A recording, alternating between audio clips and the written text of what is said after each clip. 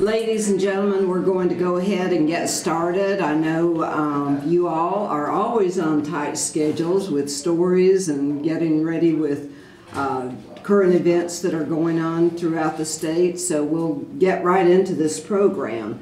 I'm Diane Hopkins, and I'm with the Georgia Partnership for Excellence in Education. I'm actually going to be emceeing this session in the morning, and then Dr. Dolinger will be doing it this afternoon. But we want to welcome you to the 6th Annual Media Symposium. It's hard to believe that we've been doing this for 6 years now.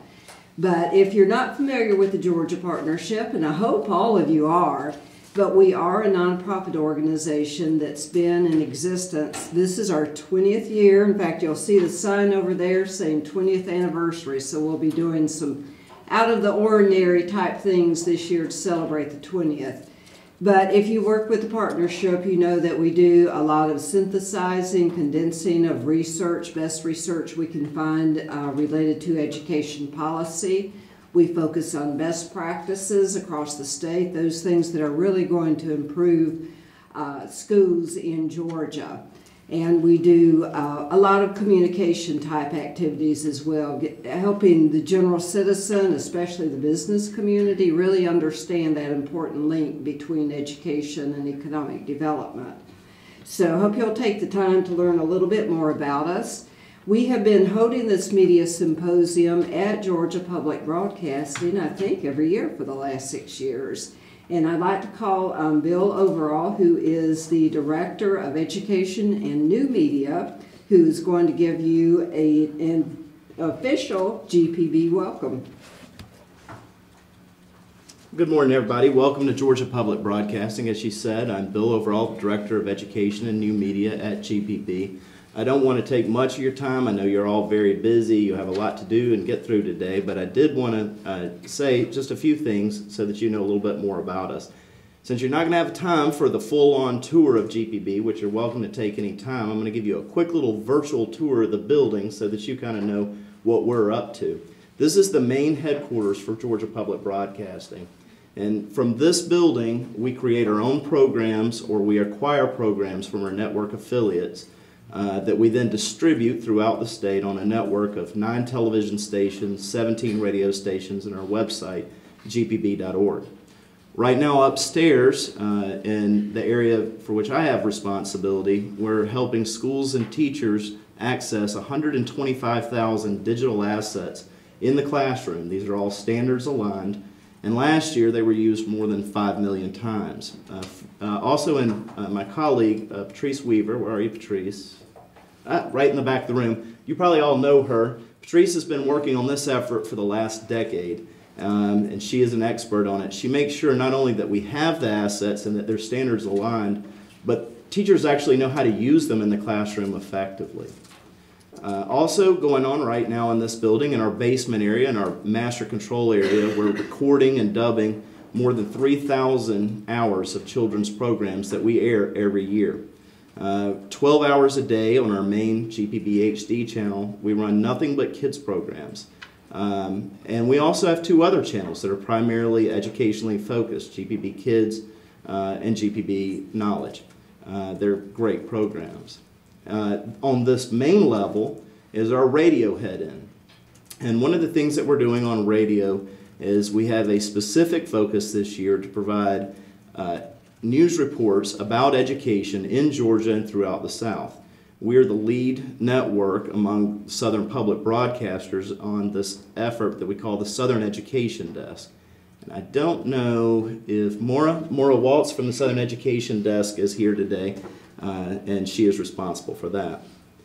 Also, out in the field today, in the swamps and mountains and coastlines and Georgia Capitol, we are working on our programs, and we're lucky today to have our executive producer of one of these programs, Lawmakers, Ashley Wilson, over here, who I'm sure you're probably familiar with the program.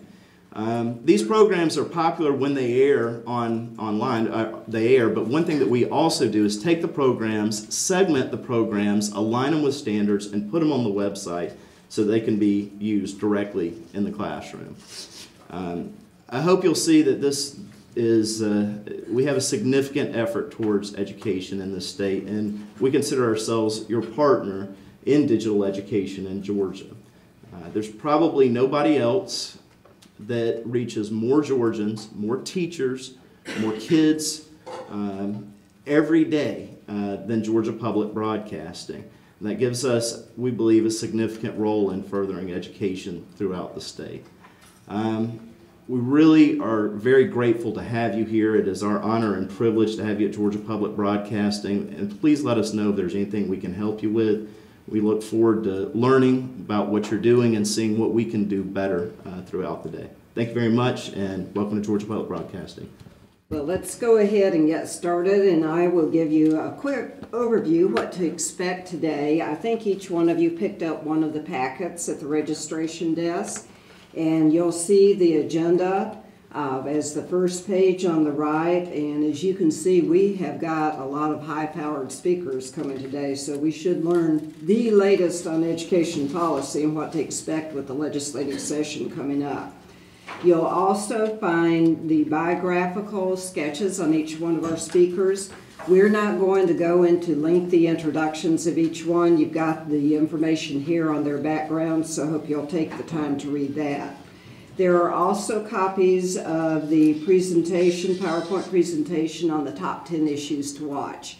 And those of you who have attended this session before know that this is the day when we officially release our top 10 issues. It's become a really sought after publication, really gives a great overview of which education policy issues are front and center for the state of Georgia for the coming year. There is also a news release that Bill will mention a little bit more in depth in just a moment.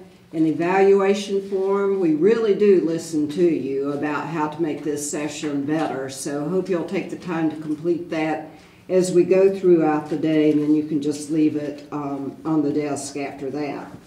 Quick housekeeping. We're going to begin with our first overview of the top 10 issues to watch. Then we'll get into the race to the top update, and then we'll take a break sort of mid-morning. You probably all have discovered where the food and the coffee are located, and it is right in the back of this room in the kitchen area. We'll follow up with a discussion of education funding and also talk about what the governor sees as top priorities for education policy with this session coming up. At 12:15, we'll have a lunch break, and we'll be bringing lunch in again in the back of the room, so you can pick it up there. And it's going to be a little bit of a working session, networking session for you guys. If you've ever attended our meetings, you know that we go through this round of everybody introducing themselves when we have an audience of 150. So we can get a feel for who's in the room. We're not going to do that today with you folks, but we hope you'll take the time during the break and at lunch to get to know each other as well. And then we'll begin right after lunch during the work session. Matt Cardozo with the Department of Education and our 2012 Teacher of the Year, Jadun McCarthy, will be talking to you just a little bit about what DOE has current. I think they've changed their website, have a new website that they're introducing, so they'll cover that a little bit, help you navigate it. And then Jadun will give you a little bit about what the teacher perspective is. Then we move into the afternoon session with really some top leaders in the state with John Barge, our State Superintendent of Schools, Bobby Cagle with the Department of Early Care and Learning, and then we'll have a couple of our key legislators on board as well, Brooks Coleman and Stacey Abrams. So it's going to be a full afternoon. I want you during the presentations, feel free to interrupt and ask questions. We'll allow a bit of time at the end of each session for questions as well, but if you've just got a burning question you want to ask immediately, go ahead and raise your hand and ask it. Good morning, everybody. I'd like to add my welcome to all of you, and I'm very excited to be here this morning to bring to you the top 10 issues to watch in 2012. It seems to me now we're at a junction where leaders across the state, not just education leaders, but business leaders, political leaders, nonprofit leaders, they seem to now be united in the recognition of the importance of a strong educational system for the future growth of our state. Governor Deal just last week in his State of the State address said that schools are the front line in the effort to create prosperity. This year, I think it's a very exciting time for those of us as stakeholders in education. There's a lot of exciting things and a lot of great stuff happening in education, though it's not without its challenges as well. It's my hope that our top 10 issues to watch will provide you all with the facts and information about issues that you've probably already been following, but also maybe provide you a little guidance about some issues that have not been gaining a lot of attention recently.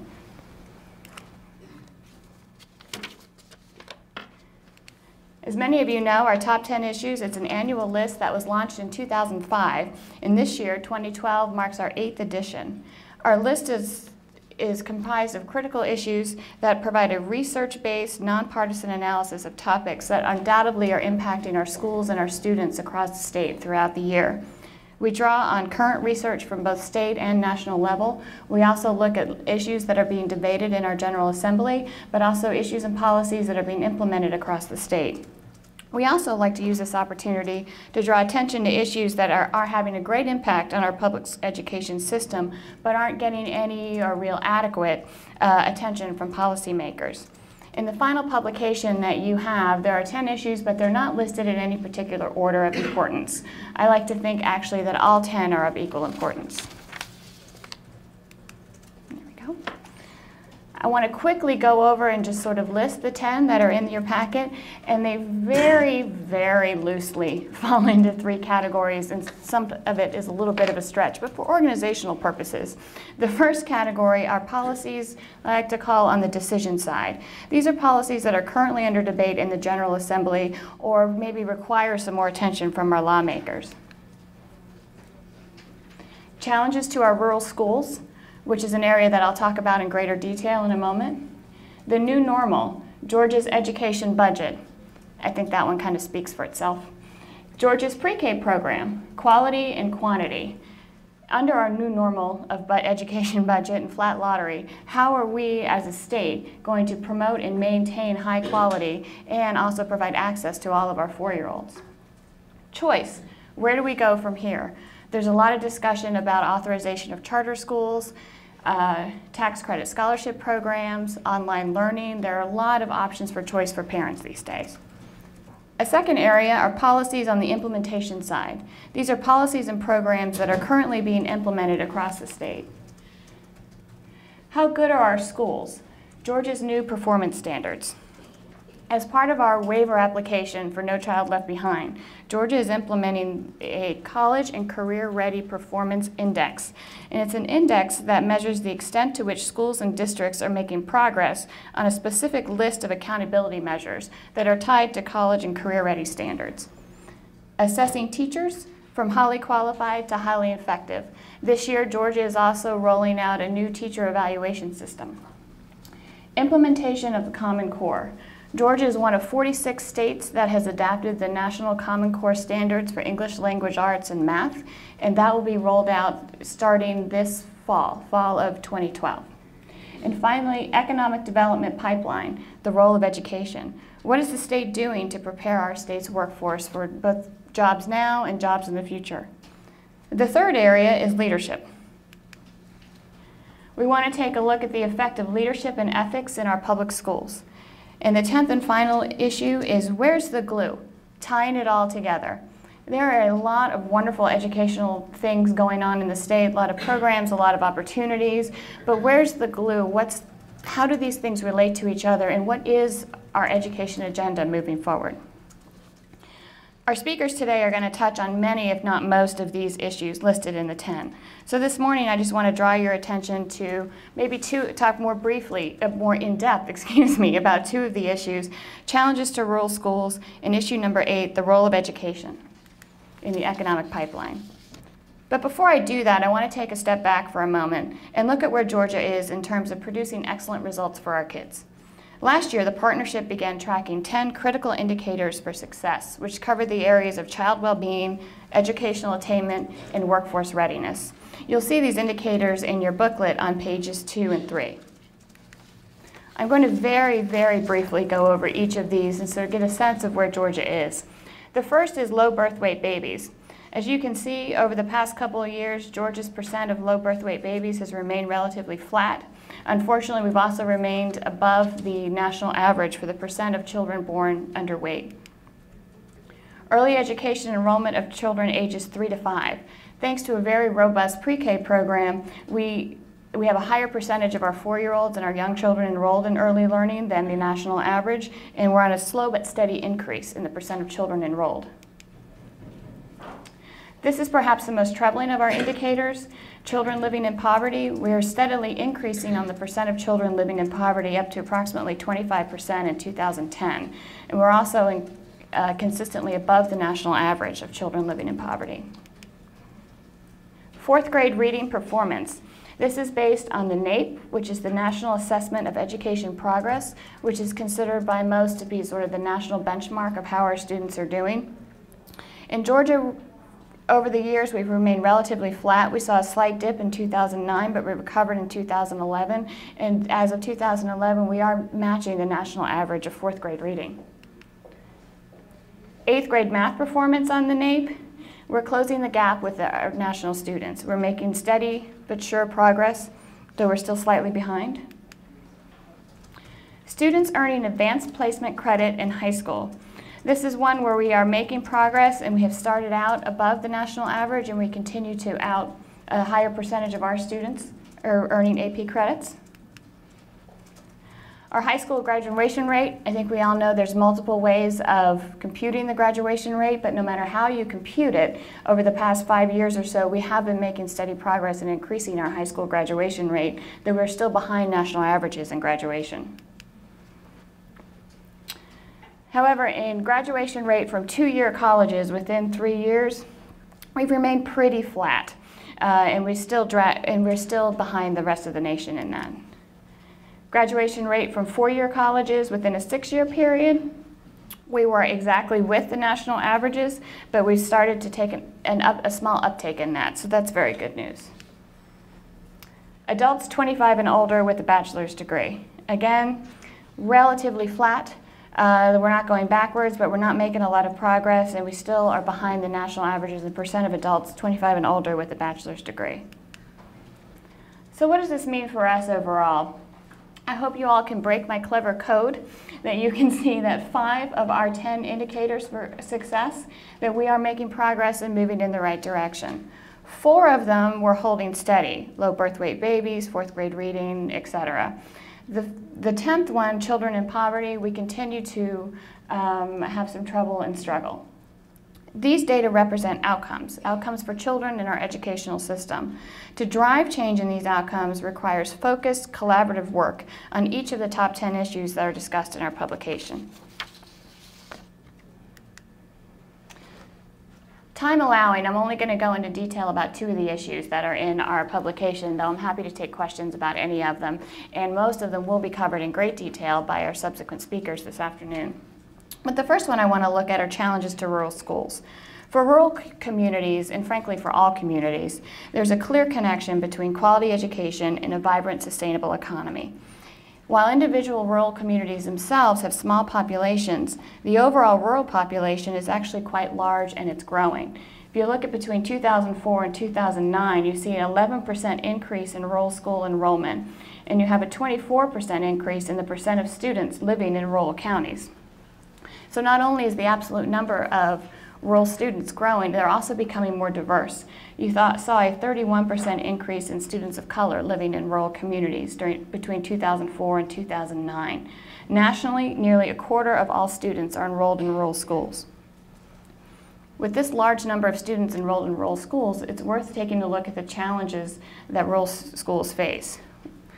While there's a large number of students enrolled in rural schools, again, the counties themselves tend to be sparsely populated. They do not have a very large tax base to support local funding for education. In a time of repeated austerity cuts, it's harder for rural districts to absorb those cuts without the tax base to support education funding needs.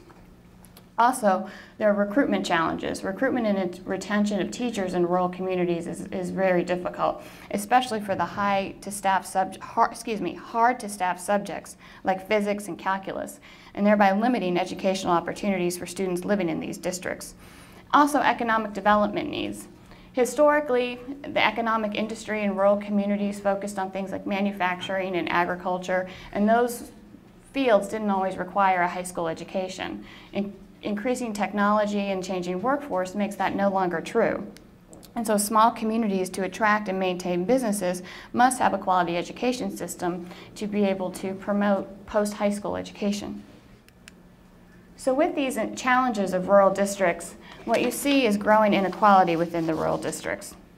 And this is especially true in Georgia.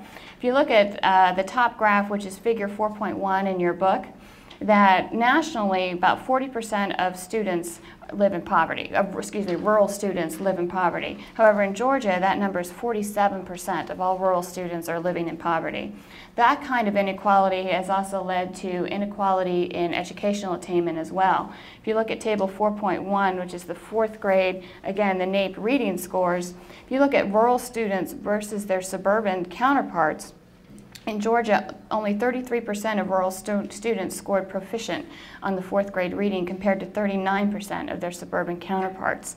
They actually fare even worse than their rural counterparts nationwide, which 35% were proficient.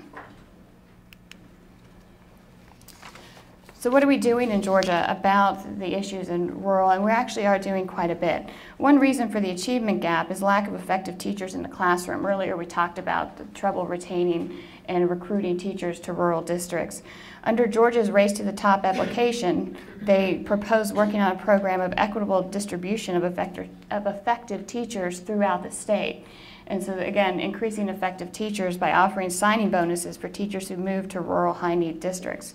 Also under Race to the Top, there's a proposed program to establish what they call a Grow Your Own Teacher competitive grant process, which rural districts can partner with local institutes of higher education to design, implement, and evaluate sort of individualized program models that can take students who live in rural districts, get them educated, get their teaching credentials, and have them stay in those districts to teach. The Georgia Department of Education is rolling out the program of Pathways to Graduation, or the career clusters. And I'm sure you'll hear more information about these career clusters this afternoon, but they are 17 different clusters or career pathways that high schools can offer that range from agriculture and finance to transportation and energy. These can translate into economic development for local communities.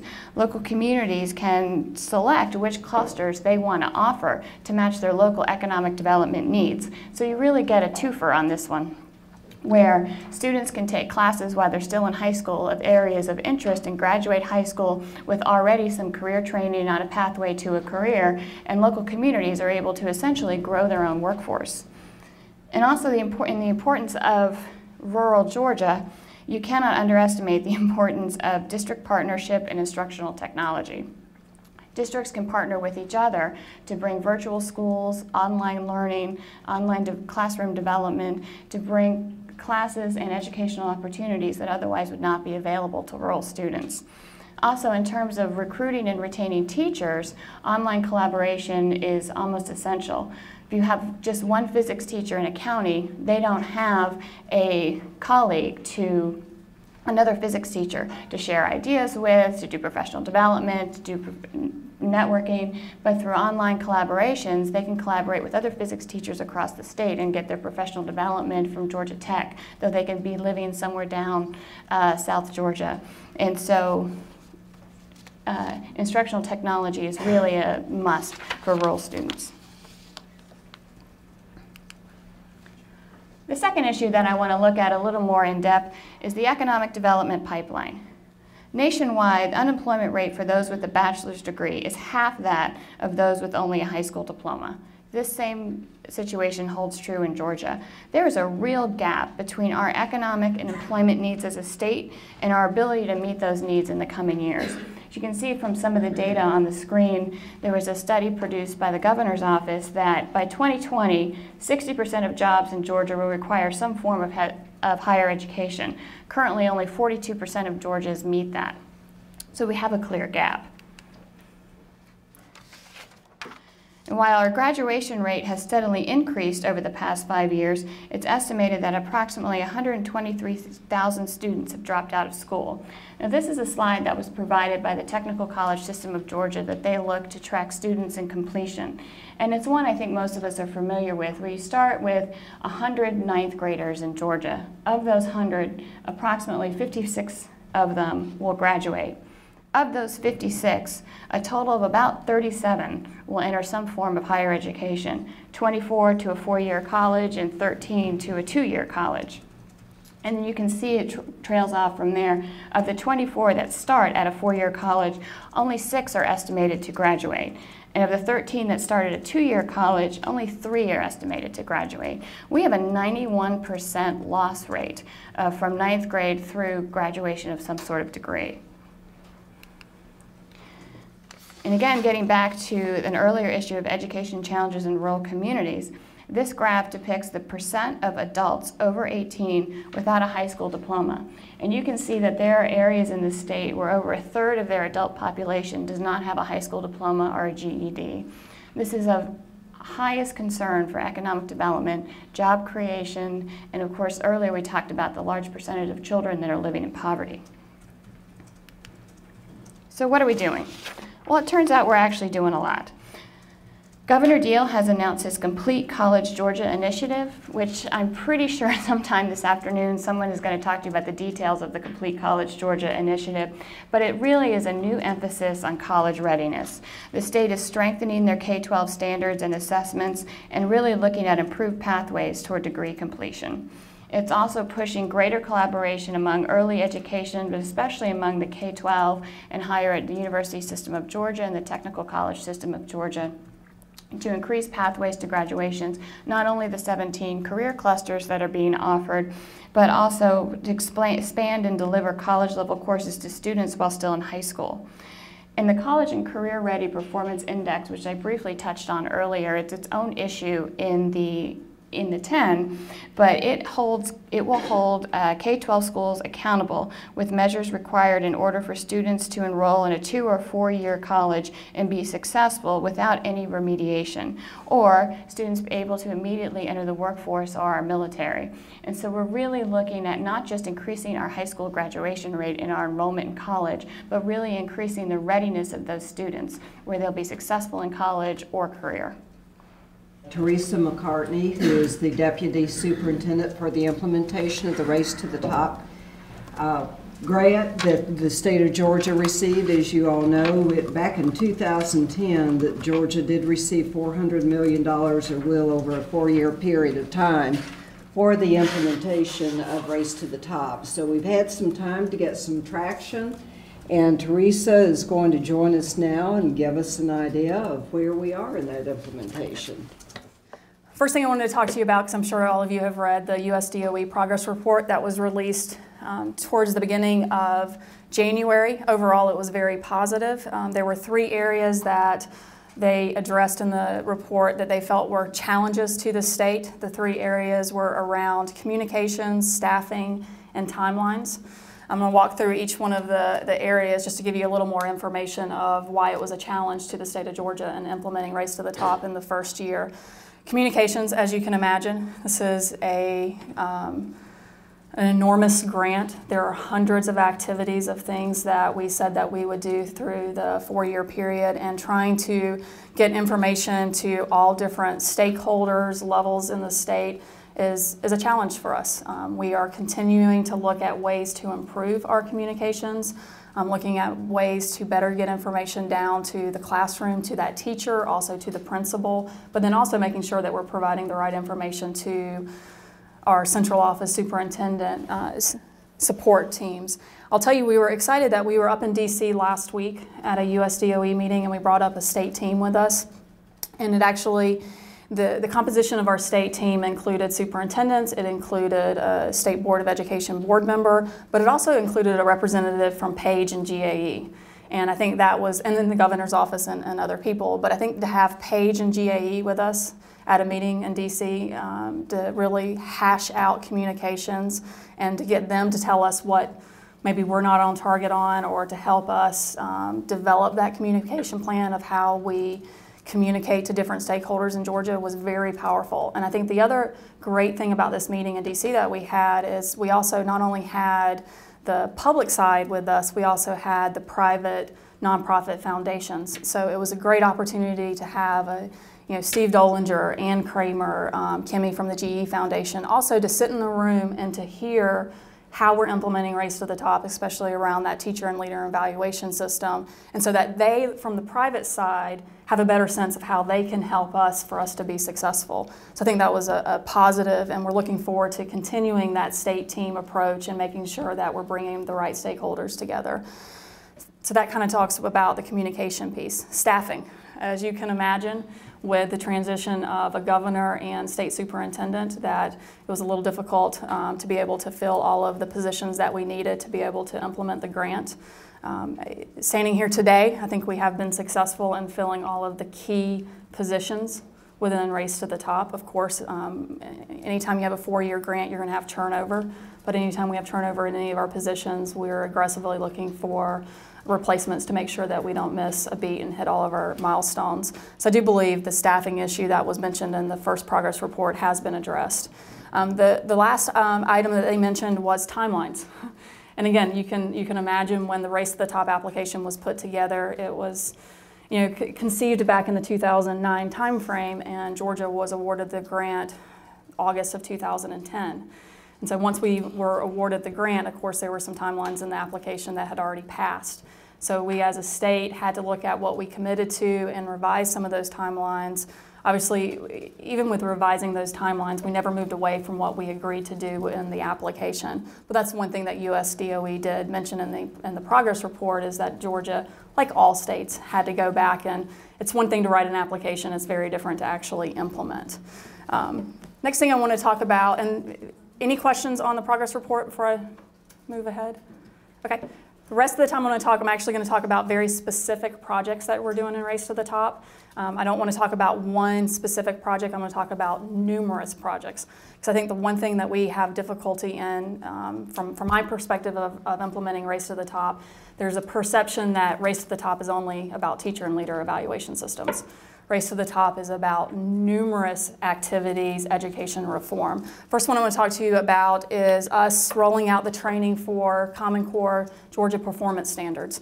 I am thrilled that we're here having this event at Georgia Public Broadcasting, because they're one of our very strong partners in training that we're going to be providing to teachers throughout the state for mathematics and English language arts.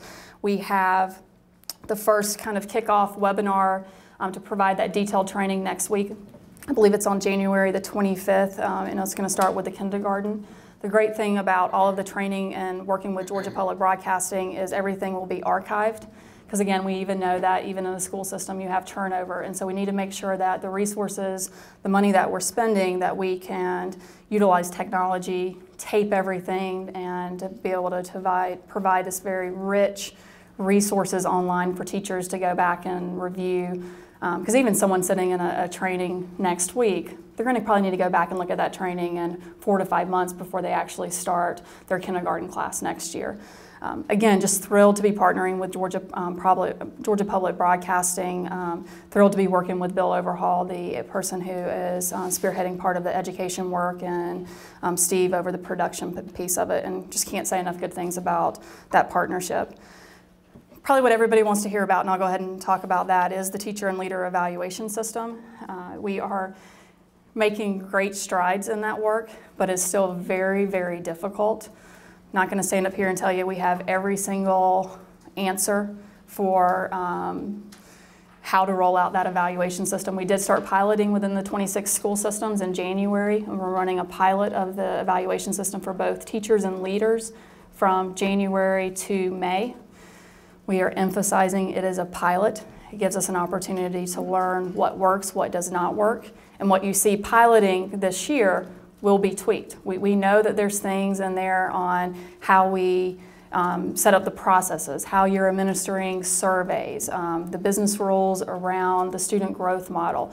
All of that needs to be tweaked over the next 6 months to have a great product to be able to offer to our 26 school systems for the fall. I do want to just provide you some kind of high-level numbers. For the pilot in the 26 school systems, we're piloting with approximately, I think it's like 5,600 teachers, and then we're piloting with a little over 200 principals. We did not roll out the pilot with every single teacher and principal. That was not needed. Again, we're trying to test the processes of what works, what does not work, and we feel we'll have enough data based on that pilot of a subset to be able to make those tweaks. I think the positive about going out and talking to different groups throughout the state and school systems, we already have 15 school systems outside of Race to the Top districts that are interested in piloting or implementing the evaluation system next school year. So that's very encouraging to us that there are systems outside of the 26 that do see the benefit of what the work that we're doing and how it can be very valuable data to that teacher and also to that principal. And we're actually having an overview meeting that we've invited these school systems to on March the 1st to go ahead and again to make sure that they understand all of the kind of the components, the moving parts of the evaluation system. I'm going to briefly just remind everybody what the 4 parts of the evaluation system is. One is really focusing on that student growth model, and we will be utilizing the student growth percentiles in the state of Georgia for the pilot. It will also be comprised of student surveys. We are going to pilot student surveys from kindergarten all the way through 12, and I think this is one area based on the results from the pilot we may see we may have to back off on the very early grades of student surveys, but we wanted again just to be able to pilot and see what we can learn. The other piece of it is looking at the, we'll throw out some acronyms to make y'all really happy with me today, TAPS and LAPS. I'm sure y'all know what TAPS and LAPS is, but basically it's the observation piece of the evaluation system for teachers and principals. We're piloting that. And then really the last component, and this really focuses on our teachers of non-tested subjects, piloting student learning objectives for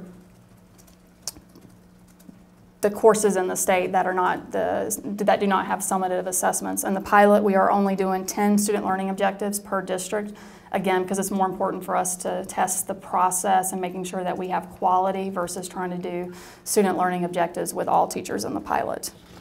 So on the student survey, you're actually going to ask the kindergarten teacher to rate his teacher?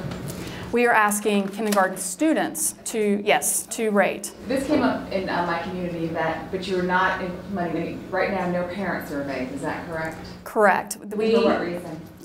Probably the main reason is when we worked with our 26 school systems on developing the evaluation system, we actually had a steering committee that worked on surveys of parents, peer, students, and the group felt pretty strongly that a parent's not in that classroom every single day, and they're not going to be able to comment on the instructional practice of that teacher in that classroom. And what we're trying to get to is the instructional practice of it. A parent, and it's interesting you asked that question, I actually answered this. I have a 5-year-old that's in kindergarten, and so I got sent home a parent survey. And to be honest, even me working at the Department of Education, there were questions on that survey from Cobb County that I didn't feel like I could really answer because I'm not in that school every day. So I think it was more of couldn't get to how that teacher was truly teaching in the classroom environment. Are you using a model? And is there anywhere else in the country that there is I would love to see a survey, a kindergarten level survey. Have you seen anything else in the country that uses this? No, and that's the reason I said that's the one piece where we may have to back off and not utilize student surveys. But I felt strongly, again, given that this is a pilot, I don't see why it hurts us to try different things as long as all of us are on the same page and we all agree. Just because we try something doesn't mean we're going to move forward with it. I think all of us have to be honest that we're going to learn things that didn't work in Race to the Top, but that's not a bad thing. I think that's a good thing, and it allows us to be able to tweak. The way people need to look at the evaluation system, even through this pilot, even though we're going to make changes to this pilot, it's continuous improvement. Even next year when we roll out an evaluation system for the full year, we're still going to learn things. And as the Department of Education, as school systems, I think all of us need to be willing to continue to improve that evaluation system. It's not stagnant. Any other? Do you think that you're going to have enough we talked about this briefly once earlier, but I still am concerned about, you're getting this, the school year ends in May. My school system, for example, starts August 1st. It just seems like the research data that you're going to collect from these test pilots of principal and teacher evaluations, it just seems like it's going to be like 3 or 4 weeks to look at it and distill it down and roll it out in August. I mean, do you really have enough time to look at what you're going to get back? It will be very challenging, and I think that's the reason I'm emphasizing that it's a continuous improvement. And then also remember that, because a lot of people, when they think of the teacher or leader evaluation system, it's the end of the school year when we'll get data. That's not true, because you actually need to look at the different windows of when they're collecting that data. So on the student surveys, school systems are actually going to have a window of when students answer that. And off the top of my head, I believe the first window opens February the 20th, and I think it ends in the March timeframe.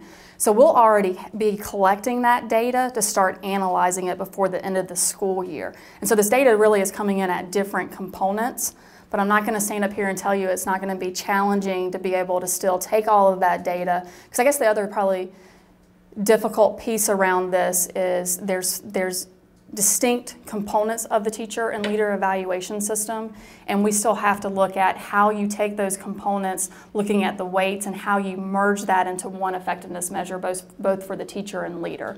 I will tell you we are working with a technical advisory committee with 6 national experts that are helping us, in a sense, poke holes at all of the processes, the calculations, the weights, to make sure that we're getting this right. And that's one thing. They're actually meeting today, and they're talking about the weights and how to potentially mesh all of that together for an effectiveness measure.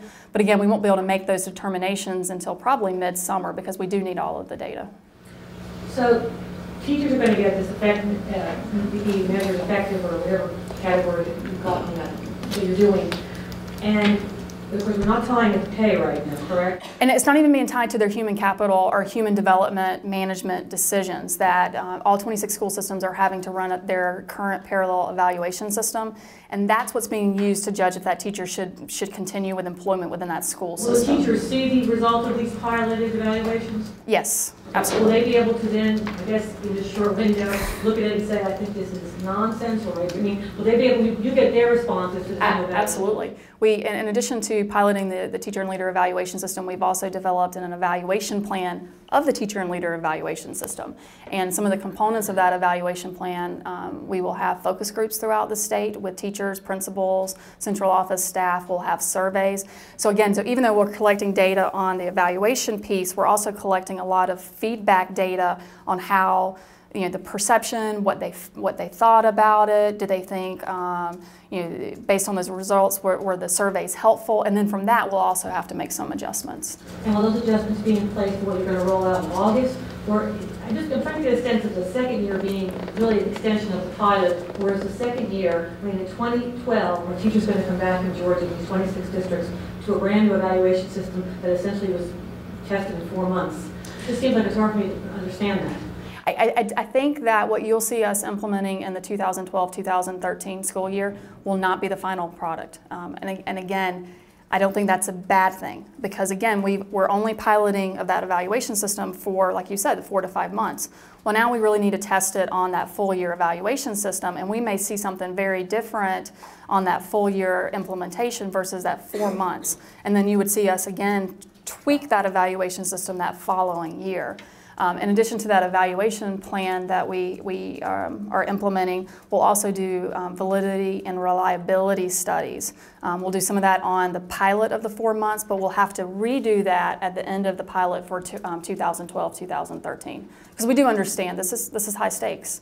The other thing that we are moving forward with is we're actually contracting with Harbin and Hartley, because again of the legal issues around implementing an evaluation system, and we want to make sure that we have advice from the legal side throughout this whole process of the pilot to make sure that, again, just a different view, different look to make sure that we don't miss anything. When it rolls out next year, will it start counting in the district's human capital management systems, or when does it start? When do the evaluations start having stakes attached to them? As of today, I'm going to say yes, it would count, but I can't definitively give you an answer until we actually get through the pilot and figure out what we learned. It could be that it doesn't count. I'm not going to tell you absolutely 100%. It really depends. When are you going to make that determination? Because folks may be pretty interested in knowing when it affects them. It would be the June, July timeframe when we get more of the data. How about testing? I know you're still figuring out your weights, but how much of a role do you see the test scores playing in this evaluation? Absolutely. I can tell you what was committed into the Race to the Top application, and if we make any changes to those weights, we will need an amendment from USDOE, and that's why we're asking our Technical Advisory Committee to provide recommendations, advice to us around that. For teachers of tested subjects, basically your summative assessments, your CRCT, end of course tests, it would count 50% coming from that student growth percentile. For teachers of non-tested subjects, based on those student learning objectives, it would be approximately 30%. And that's based on what we committed to in Race to the Top. And that 30%, that's based on those new objectives? Student learning objectives. Student learning objectives. And what, can you explain a little bit more about what those student learning objectives are? Absolutely. This is new to all states. There's not, again, it's kind of like the student survey piece, especially in the K through 12. All states are struggling with how to implement student learning objectives. We're looking at comparability issues across districts. The way we set it up for Georgia is that we're requiring school systems to set student learning objectives at the district level to help with some of the comparability. But what we're struggling with now is around the assessment piece of student learning objectives, that you have to be able to have, in a sense, kind of a beginning and end point of looking at how that student's growth through that year and then how you contribute that to a teacher. I think that's why I said we chose to only implement 10 this year, and that you will see us have a phased-in approach of student learning objectives, because it's not about getting every single student learning objective up between now and August. It's about quality and making sure we're moving down the right path. So we're looking at an additional 2-year phase-in of that piece. Race to the Top, you still have only the 26 schools that have signed on to Race to the Top out of the 181. That's all you have, or do you have any more than that? It depends on what project, and when I talk through some of the other projects, you'll hear me actually talk about some non-Race to the Top districts that we're partnering with. But if you are not a Race to the Top county, will this have any impact on that school system? Not during the pilot.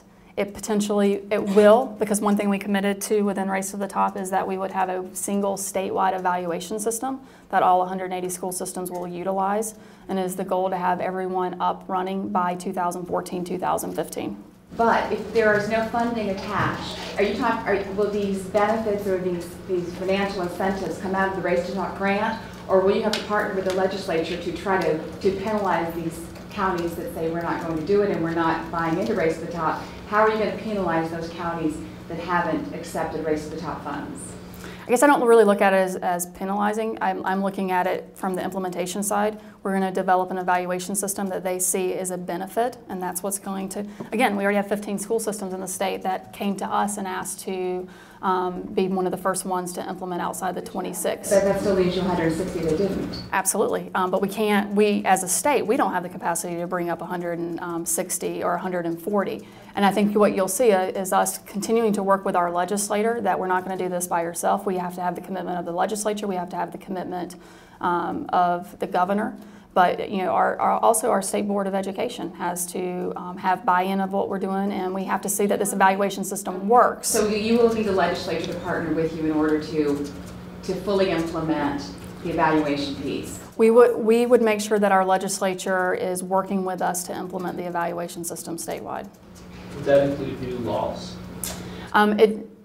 Potentially you could see legislation around changing, because right now there is legislation that already states what components have to be in an evaluation system. And I think if you look at the law, you'll see that all of those, I think it's seven items that is mentioned in legislation is included in what we're rolling out. It's also my understanding our state board can pass a rule to be able to say that all 180 school systems will implement.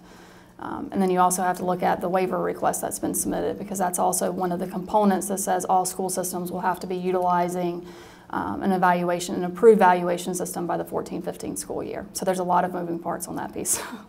It's not a simple yes or no answer, as you can see.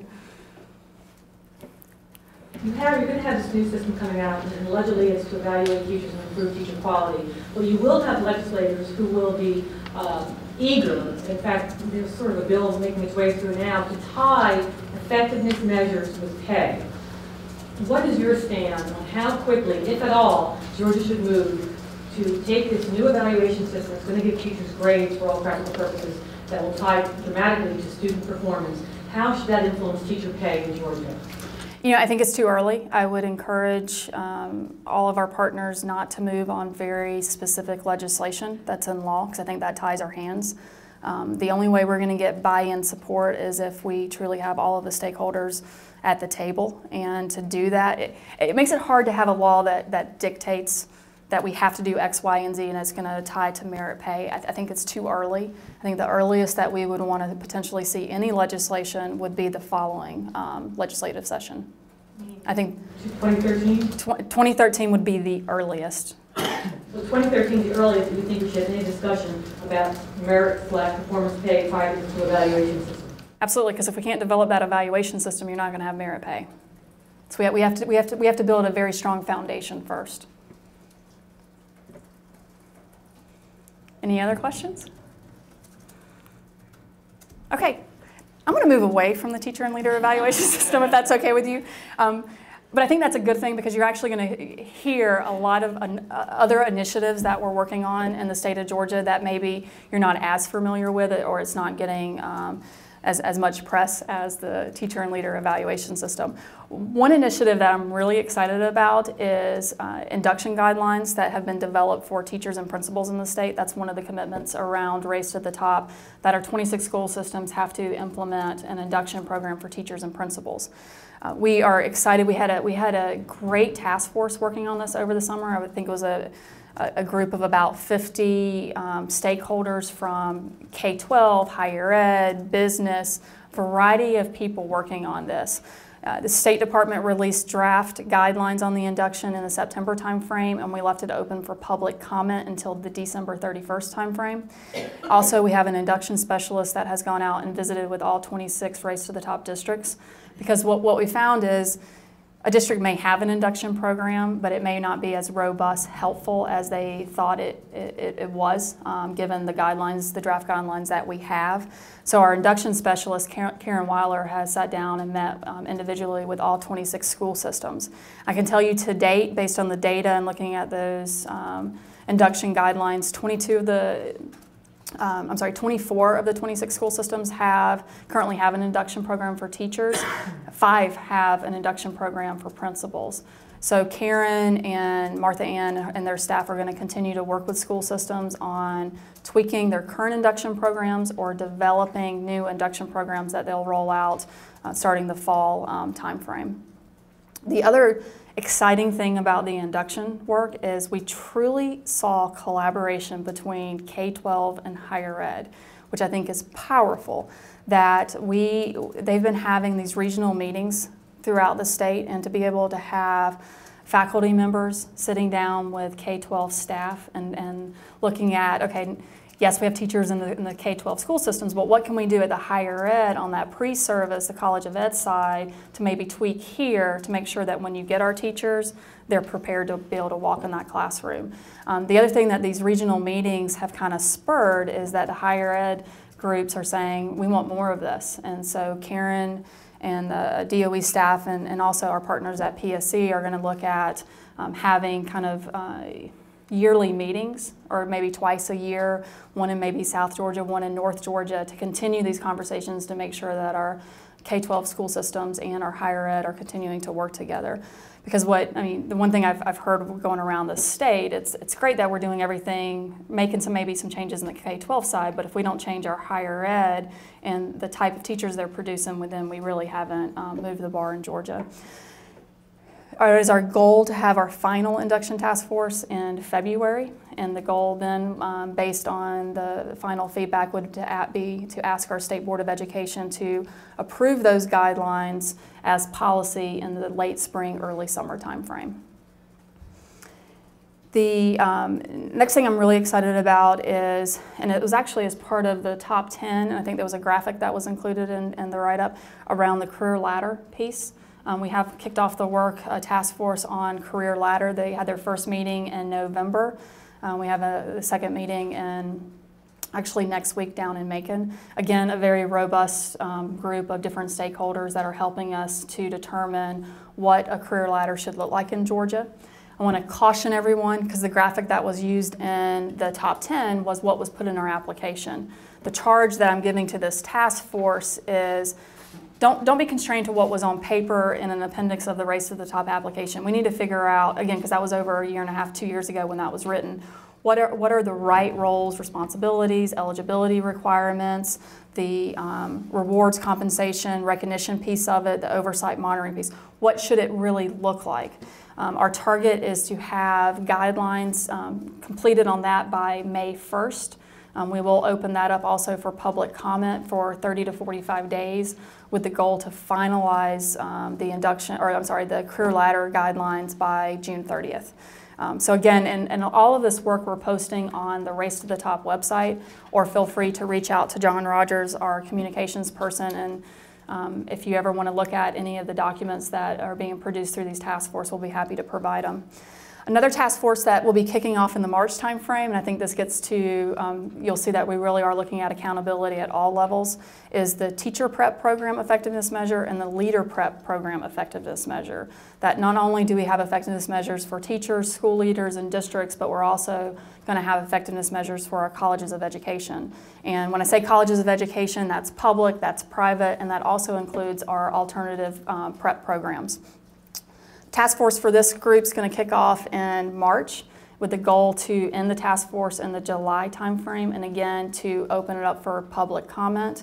And anytime you're starting to talk about teacher effectiveness measures for any level of accountability, we'll also be utilizing our technical advisory committee to provide technical assistance around what those weights, the final weights, should be. Next item I want to mention, everyone's very familiar with because it's been in the press a good bit, is the Innovation Fund. I think that's a very positive thing that's come out of Race to the Top. There's been two rounds that have been made. The first round was made back in the summer. Five awards were given in the first round. 11 awards were given in the second round. We will have a third round. The other thing around the Innovation Fund that probably a lot of people don't know is we're also in the process of setting up a 501c3 to be able to actually raise private funds. Because we're trying to make sure that some of this work is sustainable and can live past Race to the Top. And I think this is an opportunity. If we really see some innovative, creative things coming out of the Innovation Fund, then hopefully we can get our private foundations, nonprofit business side of the house to provide funding to continue it. I want to briefly mention some of the partners that we have. I hate to say the word, basically signed contracts that they will have certain deliverables, milestones within Race to the Top. One is Seismic, which is a part of Georgia Tech. We've been working with them for a little over a year. They have done an outstanding job on developing STEM-related courses for high school. Also looking at developing some courses in the middle school and providing professional development for our teachers. If you're interested in learning more about that, we can definitely provide you a detailed list of the activities that they're doing for us in the 4-year grant. The next two items really gets to preparing teachers. It's the new teacher, TNTP, the new teacher project, and then also Teach for America. They were also included in the Race to the Top application. And these two groups really get to that alternative providers. I'll tell you, we've learned a lot from New Teacher Project and TFA. New Teacher, we did have to make some adjustments out of the first year. And those adjustments, the original idea was to have 3 regions in the state to have candidates go through this alternative teacher program through the TNTP. The areas were Savannah, Chatham, Richmond, Burke, Daugherty, Muskogee, and Meriwether. Based on that first year, we found that we were not successful in being able to sustain the program in 2 of those areas, and that is Savannah, Chatham, and then also Daugherty. It's not a function of the quality of TNTP or a function of not having the support of the LEA. It truly came down to the economy. That TNTP went out and recruited all of these excellent people to go through the program, and they really filled the need of math areas, critical shortage areas around math, science, and special ed. But then the school system didn't have the jobs to offer them. And so we ended up having a lot of candidates out there that we couldn't place. And we can't have that. And so what we made in adjustments for the second year was to close those 2 sites and actually open up a Metro Atlanta area. So TNTP currently is reaching out to Metro Atlanta school systems, potentially some down the 75 corridor, to see if they're willing to partner with TNTP to be able to place some of their candidates in their schools. Again, TNTP is focusing on critical shortage areas around like the math, the science, and the special ed. So I think that's one example of, I think we had a plan where we had to make some adjustments based on implementation, what we learned because of the economy, and had to make some shifts. So we'll continue to monitor TNTP. We're still holding them to their commitments on placing a certain number of candidates. And what we've been very clear to all of our vendors, because we're being held to the same standard by USDOE, and this is the commitment that we made, if they do not meet milestones and deliverables, we will reduce their contract, and then we will terminate their contract. So it's not a given just because you have money in Race to the Top that will continue partnerships for 4 years. The next one is Teach for America. The candidates, I'm sorry, that you identified, are these non-traditional teachers or are these? Non-traditional. It could be someone, my undergrad's actually in mathematics, so they could have approached me and I could have gone through this program and become a math teacher. It could be also your mid-year career changers, someone who maybe in their 40s, 50s that decides, an example was an engineer in Savannah, going from an engineer company to be able to walk in and teach physics in Chatham, Savannah area. Real quick, with the adjustments that you made, closing those 2 sites and opening Metro Atlanta, are you still looking to get the same number of? Okay, so Absolutely. It's just a matter of finding where they can go. Yes. Right. Okay. Because it's the TNTP is over the 4-year period. Don't ask me between the 4 years. It's about a $9 million contract. So again, we want to make sure that we're getting our investment out of those slots.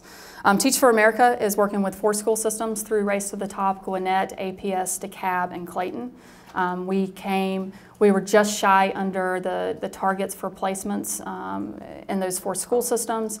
Just off the top of my head, APS, Gwinnett, and DeKalb placed 75 candidates. Clayton, let me restate that. Gwinnett, APS, and DeKalb placed approximately 75 candidates, and Clayton, our target was, I think it was 50. We had 50 go through the program, but only 38 were placed.